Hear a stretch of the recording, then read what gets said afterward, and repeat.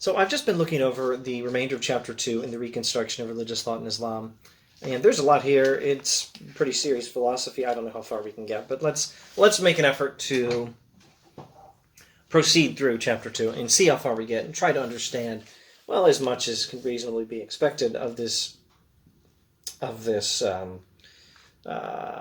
interesting, multifaceted, and sometimes rather challenging philosophy he's giving us here in Chapter 2. Let's set the stage first. Let's review what's going on. At the end of Chapter 1, Iqbal says that we ought to be able to take our religious views derived from religious experience, our interpretations of religious experience, and what they tell us about reality. We ought to be able to take those theories and apply them in future experience to test them. We ought to be able, empirically, to test our religious claims. And one of the tests that we can apply to religious claims, to test them, is what he calls the intellectual test, and that's the subject of Chapter 2. Now, I think we'll do reasonably well if we say the point of Chapter 2 is just to ask, is science consistent with religion? Now, I don't think that's exactly right based on, well, maybe it's not wrong, but I don't think it exactly conveys Iqbal's thought processes. Let me try saying this with a little bit closer attention to Iqbal's thought processes. Now, we're still reviewing the end of Chapter 1 here.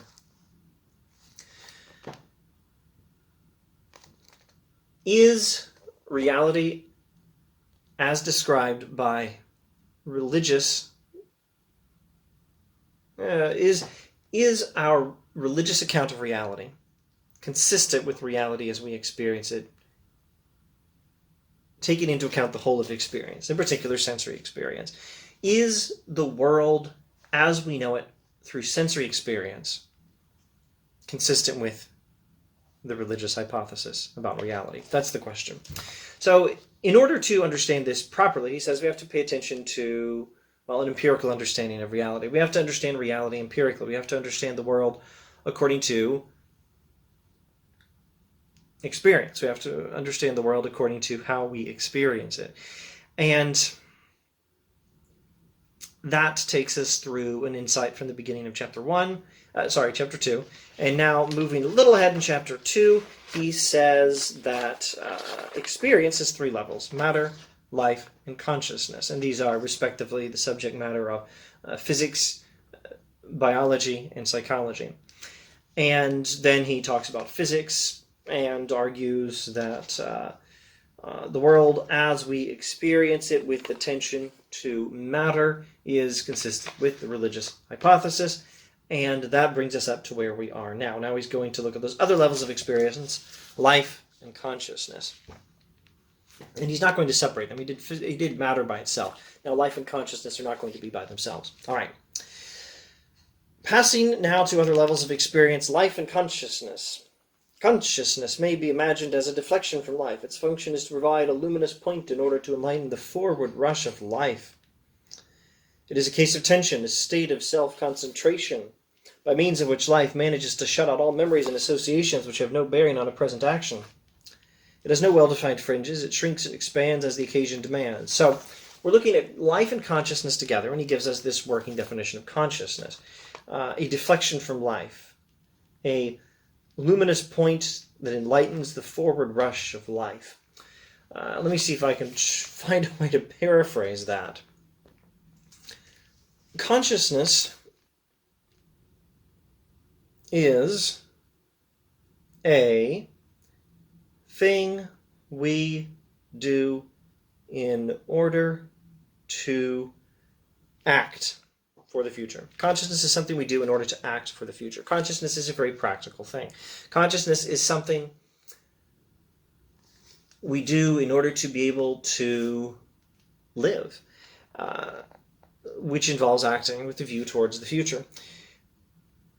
Consciousness is a way of taking some aspects of experience and setting them aside so that we can just focus on what we need to focus on with a view towards a present action, meaning whatever we need to be doing at the moment. I hope that paraphrase works. If it doesn't, move on. Let's move on. To describe it as an epiphenomenon of the processes of matter is to deny it as an independent activity, and to deny it as an independent activity is to deny the validity of all knowledge, which is only a systematized expression of consciousness. Now, this is rich sentence arguing that matter cannot produce consciousness. Consciousness is not a physical thing. So many people have said consciousness is something matter does. And Iqbal says, if consciousness is just something matter does, then consciousness is not an independent activity. And if consciousness is not an independent activity, then there's no such thing as knowledge. Knowledge is, he says, knowledge is by definition a systematized expression of consciousness. But if consciousness is just something matter does, then it's not an independent activity. And if it's not an independent activity, then it's not something that can give us a systematized expression. Hang on. All right. If consciousness is just something matter does, then knowledge doesn't happen. Knowledge as a systematized expression of consciousness can't be real. Now, I think I'm just repeating what he says. I'm not sure I'm clarifying it at all. And I'm trying to think through what a materialist will say. So let me just say this. I think Iqbal is giving us what I suppose we could call maybe a common sense view. The view is that knowledge is a systematized expression of consciousness, which requires consciousness to be an independent activity, not just something matter does, and that's because these are not the same thing. What matter does is not the same thing as knowledge. Mechanism is a key word when we're talking about this metaphysics stuff. Mechanism means the operation of matter according to a couple of laws of physics. So here is a pen, and it's moving in accordance with a few laws of physics, some inertia, some gravity, and stuff like that. And none of that has anything to do with knowledge. If all is matter, then all action, all events are mechanism. Everything is just chunks of matter obeying a couple of laws of physics. And none of that is the same thing as an independent activity or a systemized expression of consciousness or knowledge. None of those are the same kinds of things. Or, just one sentence summary again. If consciousness is the product of matter, then there can be no knowledge, because knowledge requires consciousness to be something more than merely what matter does. Thus, consciousness is a variety of the purely spiritual principle of life, which is not a substance, but an organizing principle, a specific mode of behavior, essentially different to the behavior of an externally worked machine, etc., etc.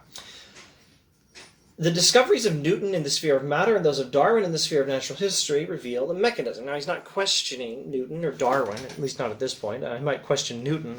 I'm not aware that he ever questions Darwin in this book. He might question Newton, looking at Einstein, and he'll question Einstein in turn.